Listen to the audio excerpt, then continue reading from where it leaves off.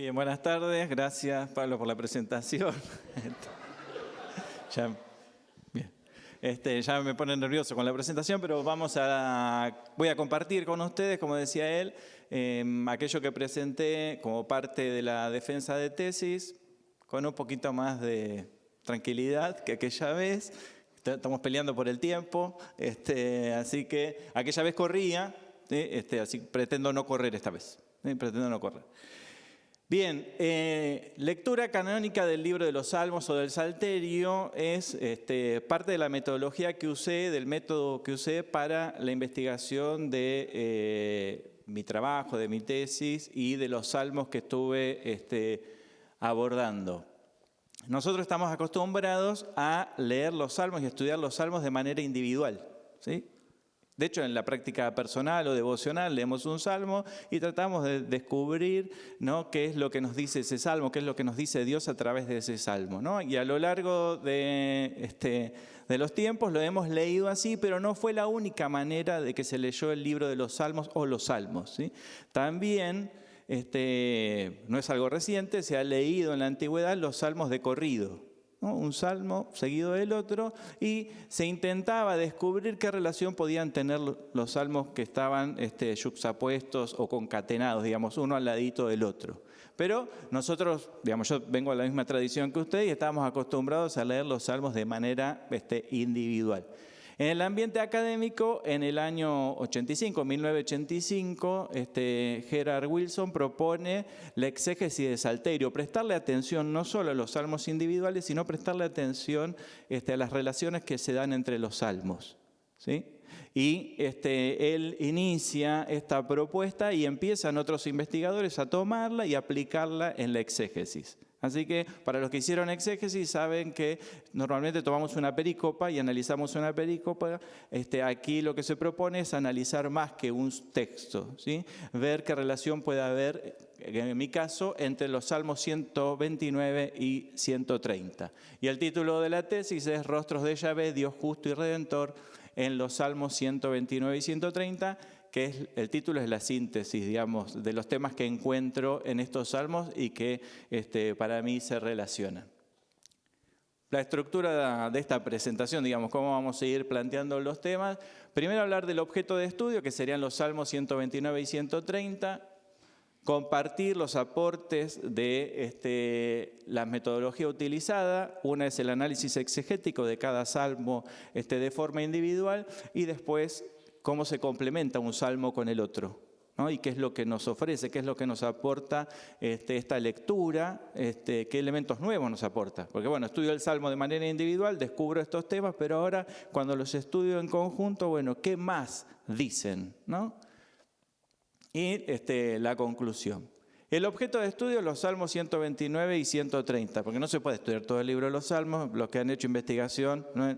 Como que, ¿qué va a estudiar? Los salmos, dice, ¿no? El tesista no, achique un poco. Bueno, el primer libro de los salmos, más chiquito, porque le va a llevar la vida estudiar el primer libro de los salmos. Entonces, bueno, uno se va a achicar un salmo y el profesor te dice, o el director, no, uno solo no, es poquito, amplía. Bueno, nos pusimos de acuerdo en que iban a ser dos. Y como saben algunos de ustedes, el libro de los salmos se divide en 5 libros a su vez, y dentro del quinto libro que está marcadito allí, ¿sí? El quinto el último grupo o el último cuerpo literario, se encuentra esta colección que son los salmos de las subidas, que van del Salmo 120 al 134. Es una colección, y el libro de los salmos suele tener dentro colecciones como los salmos de Asaf, los salmos de Coré, el Jalel. ¿Se acuerdan? ¿Sí? Estoy apelando a su memoria. Entonces, estas colecciones están dentro del libro de los salmos, y aquí tenemos esta en particular, que cada uno de los salmos se llaman salmos de las subidas. Por eso se piensa que es una colección, salvo el Salmo 122, el 127 y el 133, que dice salmos de la subida de David, salmos de la subida de Salomón y otra vez salmos de la subida de David. Pero todos tienen ese primer título, Salmos de las Subidas, que se cree se leían en las fiestas se cantaban en las fiestas religiosas que se realizaban en Jerusalén por los peregrinos que iban hacia Jerusalén. Mientras iban hacia la ciudad, iban cantando, ¿sí?, estos salmos. Mi investigación se enfoca en los Salmos 129 y 130. Había arrancado yo estudiando el Salmo 130. Y después, mientras iba investigando, para cortarles un poco el proceso de investigación, descubrí o me encontré con lo que sería la lectura canónica, este nuevo acercamiento, y empecé a ver si podía tener relación el Salmo 130, con el 129 o con el 131. Se había investigado mucho sobre la relación sobre el 130 con el 131 y dije yo, vamos para el otro lado. Vamos a ver qué relaciones hay entre el Salmo 130 y el 129 y se descubrieron cosas. Pasaron cosas, podríamos decir, en la investigación, y fui descubriendo cosas interesantes que comparto con ustedes. Siempre en las clases de hebreo o en griego decimos que primero hay que hacer una traducción de trabajo. Todos queremos hacer una traducción, la definitiva, ¿no?, la bonita. Pero primero hay que hacer una traducción de trabajo para hacer la tarea exegética, y comparto aquí la traducción de trabajo del Salmo 129. Mucho me oprimieron desde mi juventud, diga ahora Israel. Mucho me oprimieron desde mi juventud, pero no pudieron conmigo. Sobre mi espalda han arado los aradores, trazaron sus largos surcos. Yahvé es justo, Él corta las cuerdas de los malvados. Retrocederán humillados todos los que odian a Sión. Serán como hierba de techos que se seca antes de ser arrancada, con la que no llena su mano el que ciega, ni su brazo el que hace gavillas. Y no dicen los transeúntes, la bendición de Yahvé esté sobre ustedes. Los bendecimos en el nombre de Yahvé. Esta es la traducción propuesta para el Salmo 129 y les comparto la otra, la del Salmo 130. Desde las profundidades clamo a ti, Yahvé, mi Señor, escucha mi voz. Estén tus oídos atentos a la voz de mi súplica de gracia. Si los pecados observas ya, mi Señor, ¿quién estará en pie? Pero contigo está el perdón para que seas reverenciado. Espero a Yahvé, espera todo mi ser, y su palabra espero. Todo mi ser espera a mi Señor, más que los centinelas a la aurora, más que los vigilantes a la aurora. Espera Israel a Yahvé, porque con Yahvé está la magnanimidad y con él hay abundante redención. Y él redimirá a Israel de todos sus pecados. Bien, ¿cuáles son los aportes más significativos de hacer un análisis exegético de cada salmo individual y después de la lectura canónica?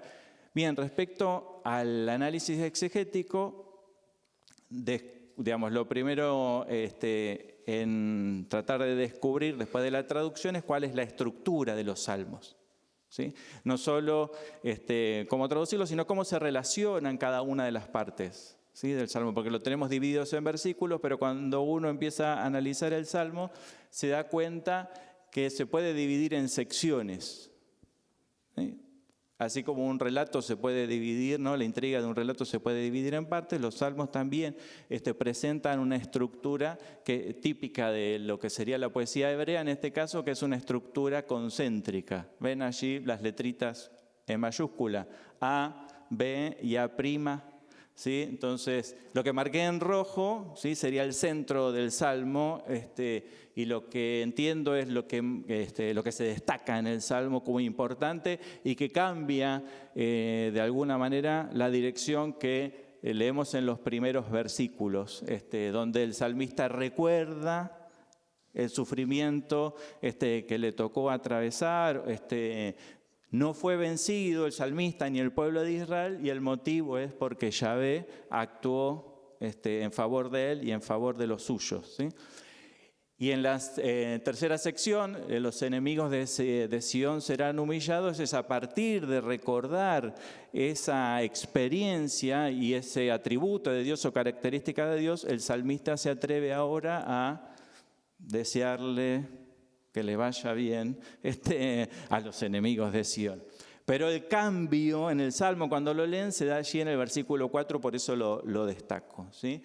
Y vemos también cómo se relacionan A con A', ¿sí? El orante e Israel fueron oprimidos, A', los enemigos de Sión serán humillados, ¿no? Cambia el tono y el tema también del Salmo y se contraponen A con A'. Y a su vez hay una estructura interna más detallada. Esto es muy simpático, funciona con la pared, no funciona con la antena. Puede fallar.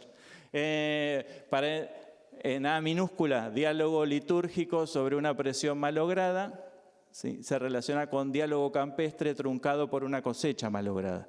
Cuando lean el Salmo de Entendimiento van a ver cómo se oponen, ¿no? Estas dos situaciones. Después en el versículo 3 tenemos una descripción figurada del sometimiento padecido. B', descripción figurada de la humillación que padecerán los enemigos de Sión, ¿sí?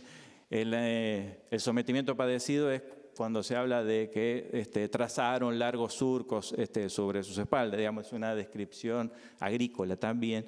Y en B' habla de que serán humillados, ¿sí? Antes de que broten. Esa hierba será secada, o antes que sea arrancada, esa hierba será secada. Entonces el salmista está usando imágenes del ámbito rural.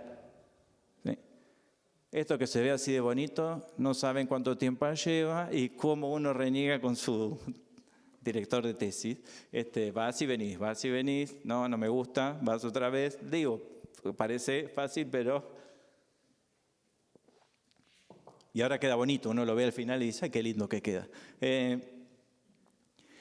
Lo importante de reconocer la estructura es que orienta la interpretación y uno está seguro de que, o está relativamente seguro de que es acertada la lectura que estás haciendo del Salmo. Respecto al 130 es una estructura paralela, en la anterior era concéntrica, donde se destacaba ese versículo 4 en el centro del Salmo. Aquí es paralela, ¿no? Versículos 1b al 4 está en relación con los versículos del 5 al 8. Y en oposición, hay una oposición. En los primeros 4 versículos, aquí el salmista está clamando, suplicando desde las profundidades, ¿no? Se encuentra, podríamos decir, a kilómetros, según él entiende, de Dios. Dios está en las alturas, en el cielo, y él está en las profundidades, ¿sí? Se siente lejos de Dios por causa del pecado. Y del versículo 5 al 8 cambia, ¿no? El tono, cambia también, cambia el salmo en términos emocionales, y ahora el salmista, ¿no? Se encuentra confiado. Y esa confianza que tiene en términos personales, después la quiere transmitir al pueblo de Israel. Y uno se pregunta, bueno, ¿qué pasó desde que se sentía, podríamos decir en términos contemporáneos, angustiado a esa confianza? Bueno, en B minúscula ven que dice reflexión sapiencial sobre la condición humana versus perdón divino. Allí el salmista reconoce que delante de Dios todos somos pecadores, pero en Él hay perdón, ¿no? En Él hay perdón. Entonces, si Él observa o mira nuestros pecados, examina nuestra vida, nadie queda a salvo. Pero como en Él hay perdón, hay esperanza.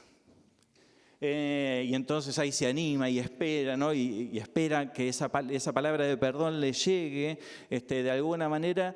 Y él espera, dice, más que los centinelas a la mañana, ¿no? Como el centinela está anhelando que lleguen las primeras luces del alba para poder ver con claridad, ¿sí?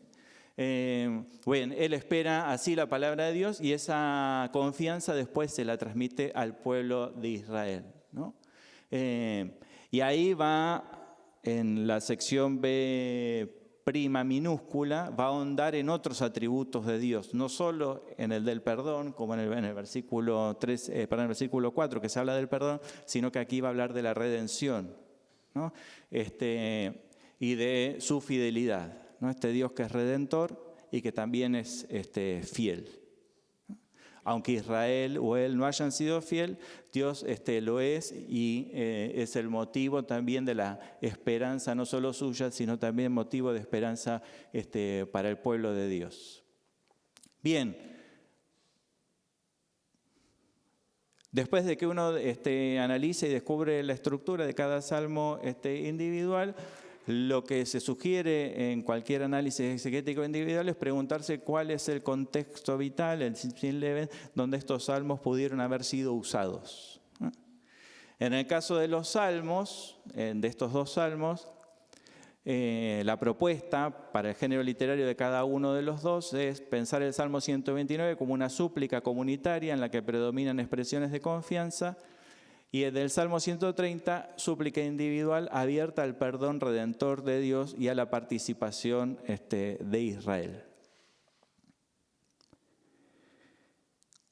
¿Cuál es el contexto que pudo haber originado estos salmos o cuál era la situación del culto, la liturgia en la que estos salmos eran usados o probablemente se hayan compuesto para ser usados en el templo? Bien, el Salmo 129 podría haber sido concebido para el uso en la liturgia comunitaria, sirviendo como un canal de desahogo ante una emergente situación de peligro. En el Salmo 129 son los enemigos de Sión. Su propósito parece ser el de infundir ánimo mediante la evocación de experiencias pasadas. Me oprimieron desde mi juventud, pero no pudieron contra mí, y Israel puede decir lo mismo. Y la afirmación del carácter y el obrar justo de Yahvé.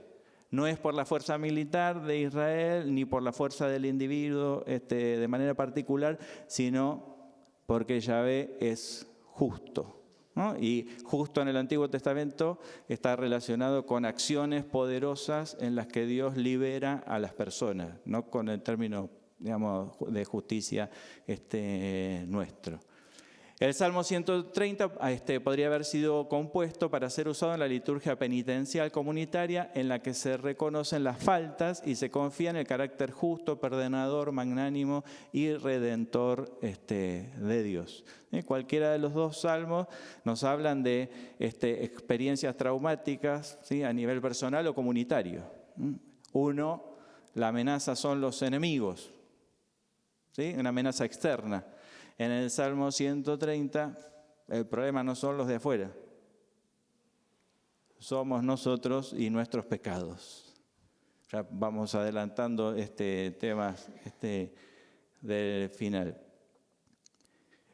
No voy a compartir, digamos, todo el comentario exegético, sí algunas partes que se destacan en cada uno de los salmos o algunos vocablos que son importantes en el Salmo 129 y el 130, sobre todo en esas secciones que señalé en rojo, ¿sí? La sección B del Salmo 129, allí se habla sobre la justicia de Dios como atributo de Yahvé. Yahvé es justo.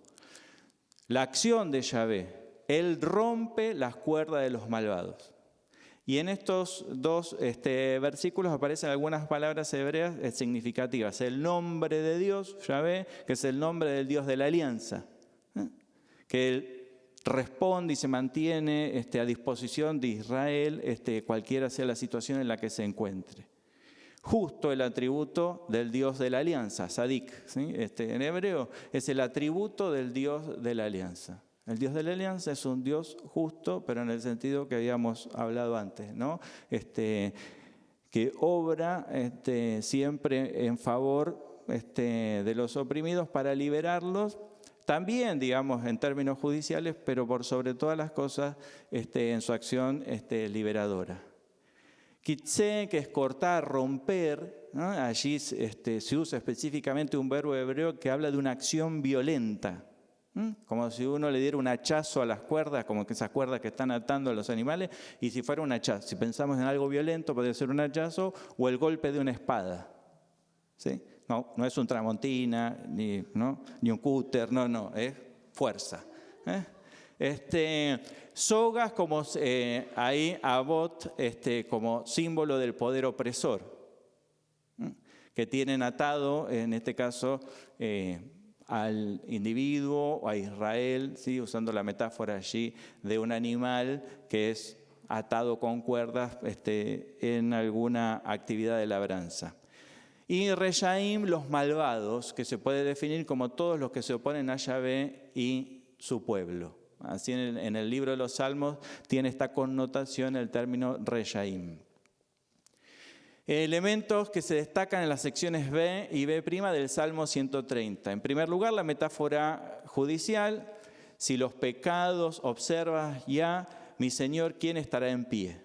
Ahí tenemos el verbo llamar, llevar las cuentas de las faltas y delitos. En este contexto, en el Salmo 130, es como tener una lista en la que uno va anotando los pecados. Abón, pecado, delito, culpa, sean las acciones y sus consecuencias, digamos, el acto de pecar o cargar con la culpa. Y Amat, ¿no? En este caso en el versículo 3, nadie puede alegar inocencia, nadie puede estar en un tribunal, sería en este caso, nadie puede ponerse de pie porque, vamos a decir, bueno, yo soy inocente, no, siéntese, usted es culpable, delante de Dios. Y los atributos de Yahvé en las oraciones nominales que aparecen en el Salmo 130, que se encuentran en el versículo 4, el versículo 7 y 8. Contigo está el perdón. Ahí aparece el término sefilá, que es un don que Dios da libremente, el perdón. Y en el Antiguo Testamento este vocablo solo aparece vinculado a Dios, es una acción exclusiva de Dios, ¿sí? Con Yahvé está la magnanimidad, Gesed, que es un término muy usado en el libro de los Salmos, que nos habla de la fidelidad de Dios hacia el individuo, el amor bondadoso de Dios hacia el individuo, más allá de las acciones de las personas. Y Pedut, en el versículo 8, con él no es que hay redención, sino que hay abundante redención. Y por último, la acción de Yahvé en el verbo padá, que es redimir, liberar, que en el libro de Éxodo hablaba de una liberación política, pero en este caso es la liberación de los pecados, ¿sí? De Israel. Así como fue liberado Israel de mano de los egipcios, del poder opresor de los egipcios, Dios les está prometiendo, o el salmista le está prometiendo, ¿no?, que Dios los va a liberar ahora de los pecados, que es aquello que los está oprimiendo en ese momento. Bien, esta sería la lectura de cada uno de los salmos de manera individual y cuáles son los aportes del análisis exegético de cada uno, ¿sí? Respecto a la estructura, la traducción, la estructura y el género literario, y qué es lo que nos aportan también los idiomas bíblicos a la hora de analizar estos salmos.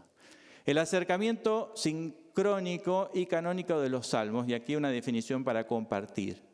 Se trata de una corriente de interpretación del salterio que pone de relieve, por ejemplo, la conexión formal y semántica de los salmos colocados unos junto a otros para complementarse e iluminarse entre sí, haciendo posible que cada salmo adquiera un mayor sentido del que puede tener cuando se considera únicamente en sí mismo. Que es lo que yo les decía al principio, ¿no? De tratar de ver qué relación puede haber entre los salmos que están uno al ladito del otro, ¿sí? No es que lo van a encontrar siempre, pero lean de corrido los salmos y no solo como piezas individuales, ¿sí? ¿Qué relaciones he encontrado, apoyándome también en otros autores, entre estos dos salmos? Bien, hay relaciones léxico-semánticas, ¿sí? Secuencias invertidas. Se habla de Israel mucho y justo en el Salmo 129 y en el 130 de amor fiel y abundante. Aparece el par Sadik Sadik aparece en el 129 y Gesed en el 130, ¿sí? Que son vocablos que aparecen muchas veces relacionados en el Antiguo Testamento para hablar de Dios. El lexema rab, como adjetivo, como adverbio, para referirse o a la mucha opresión o a la abundante redención, ¿no? Uno en el Salmo 129 y otro en el Salmo 130. Y el sustantivo kol, todo, aparece en los dos salmos. Lo que uno tiene que mostrarle la mesa que ve, digamos, al tribunal que examina tu tesis, es que si lo que vos estás proponiendo tiene base. Pues a mí se me ocurrió que tienen relación el Salmo 129 y 130. Bueno, bien, Walter, pero digamos, ¿cuáles serían las evidencias de esa relación? Y aquí tendríamos las relaciones léxico-semánticas. Otras relaciones, ¿sí? Que podemos encontrar. El motivo. Una situación de desgracia. En el Salmo 129 son los enemigos y en el 130 el pecado, los pecados. Ejes semánticos, relación, individuo, comunidad y Yahvé, el sufrimiento por el mal y el estado de indefensión, digamos. ¿Qué podemos hacer contra los enemigos? Nada, tenemos que pedir la ayuda a Yahvé, o Yahvé va a venir en nuestra ayuda. ¿Qué podemos hacer con los pecados? Nada, tenemos que esperar la palabra de perdón de parte de Dios, ¿no? Y esperar su redención. Prueba y liberación, enemigos y pecados. En el 129 enemigos, en el 130 pecados, victoria y perdón. En el 129 se habla de la victoria sobre los enemigos, en el 130 sobre el perdón. La misma finalidad comunicativa, mover a Yahvé para que actúe a favor de Israel y generar confianza en el lector u oyente. Los dos salmos tienen como finalidad eso, que Yahvé actúe en favor de Israel, pero también aquellos que están leyendo o los están cantando, generarles confianza a través de lo que van escuchando o hablando o cantando. El anuncio de una futura intervención divina. Yahvé liberará a Israel de sus enemigos y de la culpa. Estas, digamos, son temas que aparecen en los dos salmos y que están vinculados. Relaciones antropológicas y teológicas entre los salmos 129 y 130. Correspondencias antropológicas. La vida está en crisis, ¿no? Los dos están planteando eso, con motivos diferentes. 129, los enemigos, en el 130, el pecado.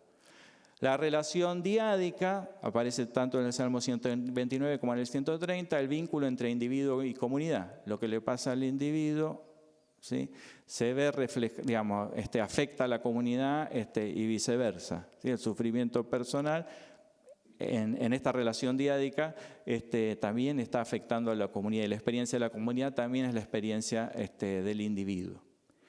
Y una esperanza compartida. Dios actuará en el futuro como lo hizo en el pasado. Los dos salmos tienen esta particularidad.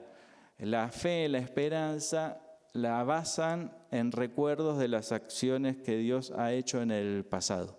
Es una característica muy propia del Antiguo Testamento y de los profetas, ¿no? Fundamentar la esperanza en el presente y en el futuro a raíz de acciones pasadas de Dios o de experiencias pasadas con Dios favorables.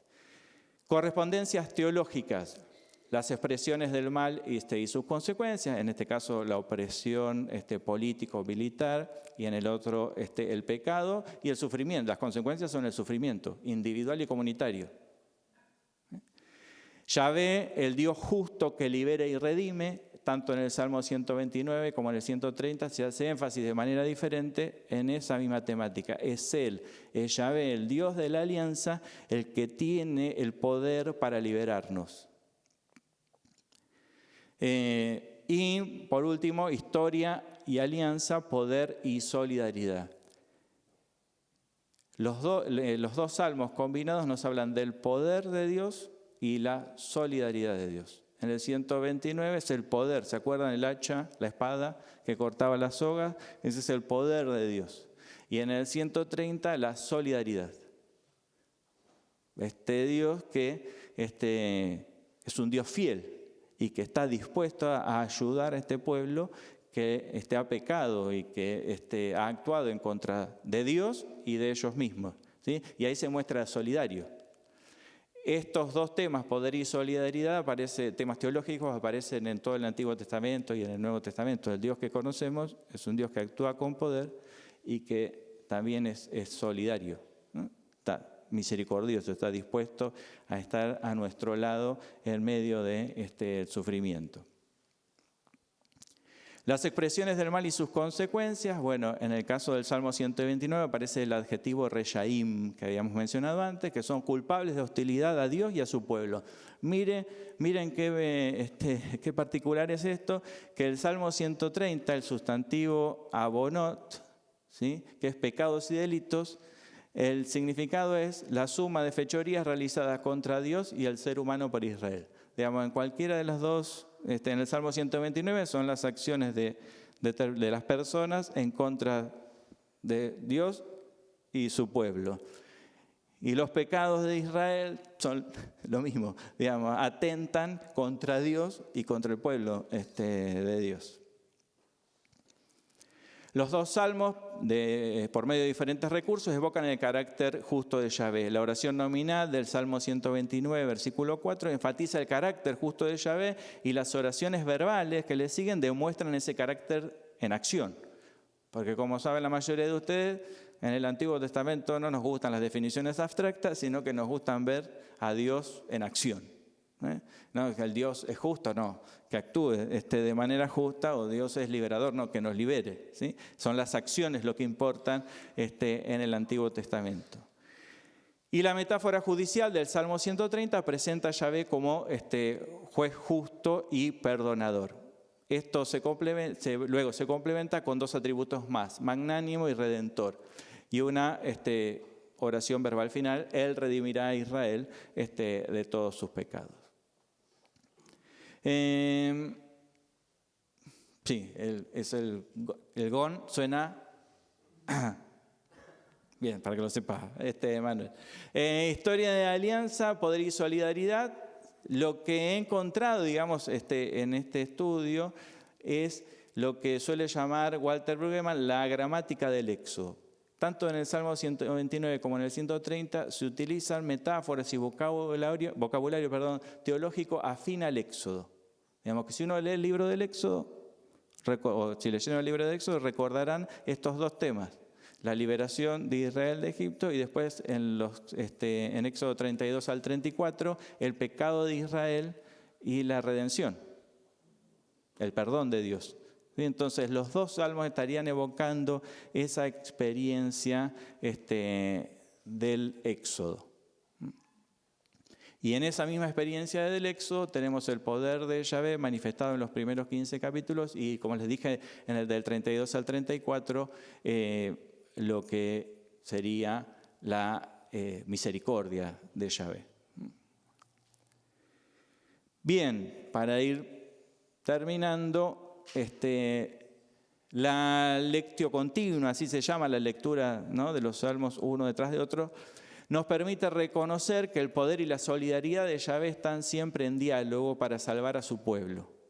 Esta es la manera en que Israel comprendió, interpretó y dio testimonio de Yahvé, reconociéndolo como aquel que está presente en situaciones difíciles y dramáticas, y que interviene de manera poderosa y decisiva en la rehabilitación, la restauración y el bienestar de su pueblo. Leer estos dos salmos de manera continua a mí me permite descubrir este mensaje, ¿no? Digamos que estos dos salmos de alguna manera articulan este mensaje, que si los leo de manera individual no los encontraría así. A partir de lo expuesto, entendemos que los salmos 129 y 130 articularían un mensaje de esperanza para la comunidad. Aquí salimos de los salmos y de su aplicación a Israel y tratamos de vincularlos con nuestra realidad, ¿no? Para la comunidad de ayer y de hoy, que los lee o escucha y medita frente a nuevas amenazas o antiguas que persisten, las cuales atentan contra el bienestar del individuo y de la comunidad. Estos textos anuncian una nueva liberación y una nueva redención. Los nuevos actos que se espera Yahvé realice se fundamentan en las experiencias del pasado, liberación, redención, y en los atributos divinos, justicia, perdón, magnanimidad y redención. Por último, los Salmos 129 y 130 son parte del testimonio que el pueblo de Dios nos deja como legado y puede ayudarnos a ser conscientes aún hoy de que además de la súplica que busca la acción de Dios sobre los agentes opresores, todo proceso de liberación integral debería contemplar también una necesaria autocrítica, es decir, el reconocimiento de los propios errores, faltas y pecados. Hasta aquí.